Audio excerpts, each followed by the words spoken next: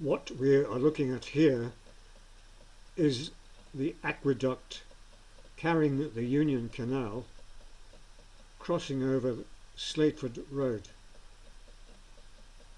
I'm standing actually at the centre from which we're going to proceed to our survey point near Kingsnell.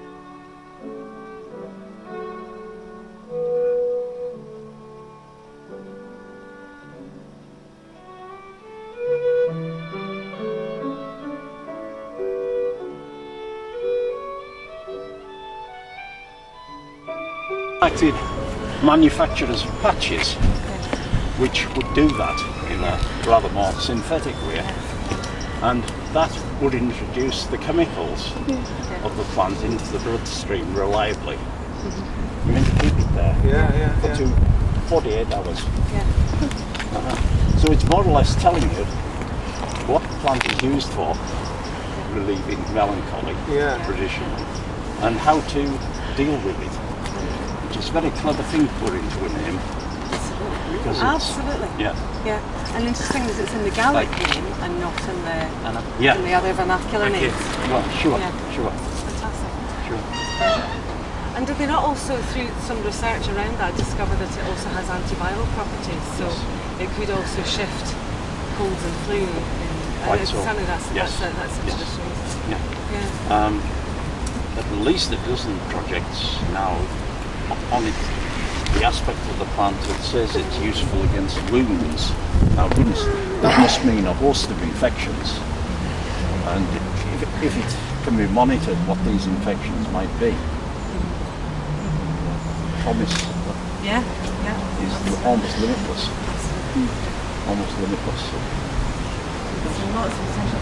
We overheard a wee conversation there about the brassicas. You were saying about the pungent compounds, and there's another nice one here, commonly called hedge mustard. It's another one that's used to be part of official medicine, so like the comfrey symphytum officinale. Which one? Here we've got really tasty, fantastically pungent. What's that called again? Cimbrium officinale. Cimbrium. Hedge mustard, I think. Yeah. We'll stick with that. Produce and horse mint. Horse mint, of course. It's some mint, isn't it? Yeah. That's what rabbits use. Well, this particular one is quite high in a chemical called polygon. So there's the peppermint end of the spectrum of the mint family tend to have higher concentrations of polygon, which in the old books was regarded as an amenable. I've been wary because of the fact that some of the most poisonous plants are in the family. Oh, I wouldn't. Right. No, not of mint, of the carrot family. It's a carrot family, isn't it? That's yeah. what it is, yeah. It's a carrot plant. Let's give it a homely name. Yeah, and we were just talking about plant, yeah. if I've really got no idea, I it's Japanese rose, Rosa rugosa, and it's now classified as one of the 40 invasive aliens that were illegal. The rose hips, The rose hips that it produces look like cherry tomatoes there. The Rosa arvensis, as opposed to Rosa rugosa.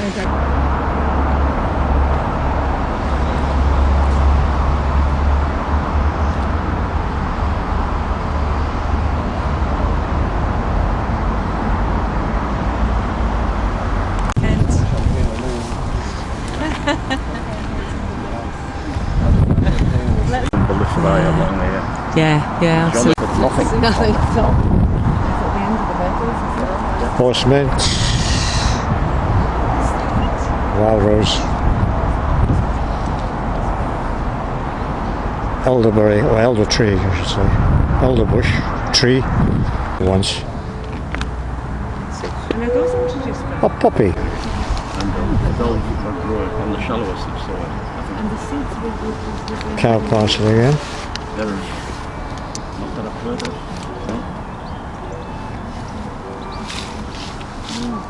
Will they be used for anything? Thistle. Long arguments with Russians and Poles about that. Right. Arguments. That is borscht. It's amazing. Is that not the German dish of some sort? Yeah. No, Polish and Russian. Polish and Russian, not And the flipping name is- German, you twit. Have a taste of the flowers. So I was just going to tell you that it's a common hogweed, Heracleum spondylum. Wait, you called something. Isn't that wrong pretty with as well? Isn't that beautiful? Yeah, it is. Yeah. I suppose you shouldn't really call it carrot family anymore, should you? It's the celery family. Apiaceae. Yep. But also some of the most toxic plants in Britain, so Oh. things like the hemlock and Yep. the drop.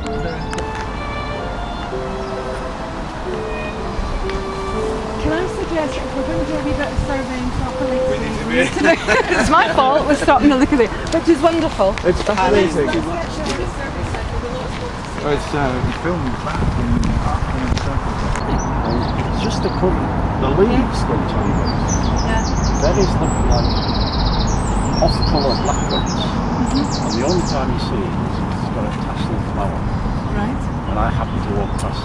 What colour is the flower? Well, it's white and green like all the cookies. Right, okay.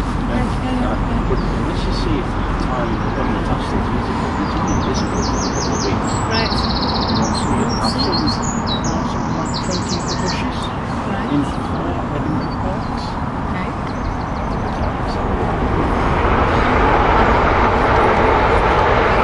It's lovely.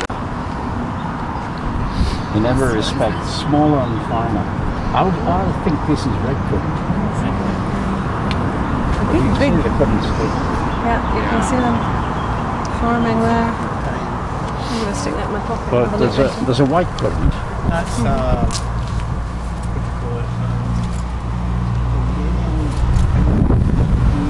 Oh yeah, it's the Martinitza, isn't it? For the 1st of March.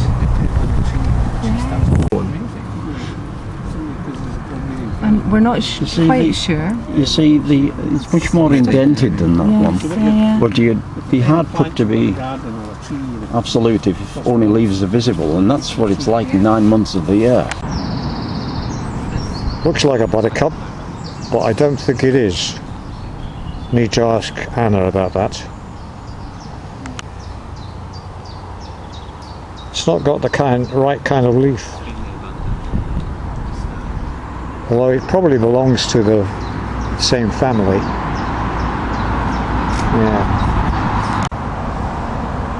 White clover. That's an easy one. White clover. Another super little flower, like forget-me-not, but it's nothing to do with it. I don't know what that plant is. I should be able to tell you because I saw it last time I was here. It's big. Just have to call it the big plant for the moment. I think this could be the dead nettle. I'm not sure if it's a dead nettle. It's maybe not a live nettle, but it could be a dead one. I don't think it's got a sting. I would call it dead nettle anyway. All of the same, beautiful. Lovely colour.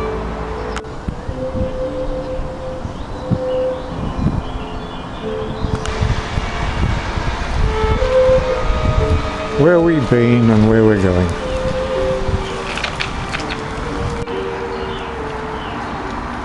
Amazing, wonderful day. Everything looks its best on a day like this, of course. Everything. On my last attempt at this video, I didn't offer any commentary. This time you're going to have to put up with one. The man likes to talk. Not sure again what plant this is. Could be anything. Not unlike cleavers, but certainly not that, I don't think.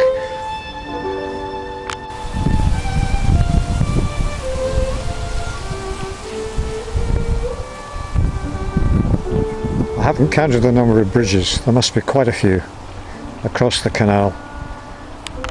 This, of course, is the line, the main line from the west to Edinburgh, and we're below it.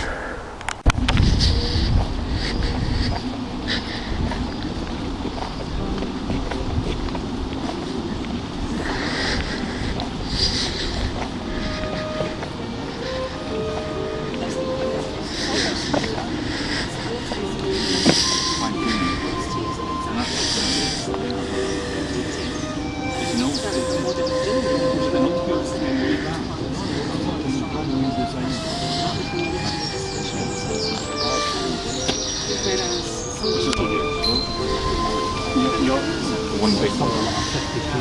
It's a huge lot. Takes ages. No, but the old way. Yeah, meadow sweet. Pretty sure that's meadow sweet. And then we'll take another 20-metre patch. What else? I'm just looking at our time. I think maybe if we focus on doing one 20-metre strip today, because we've not left ourselves much time. Is that okay? Yeah.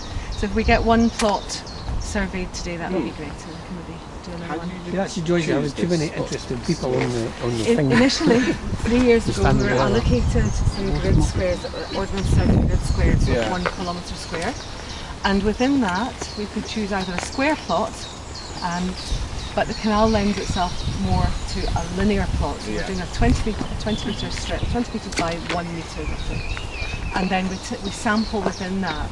And you keep coming back, do you? Yeah.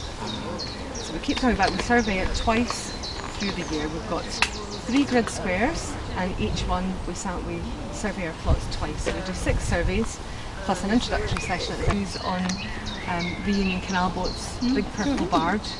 So please come along. Ooh. Please come along. Absolutely. And Last time there was champagne. we had, well, it was fizzy plot. Fizzy. Who cares?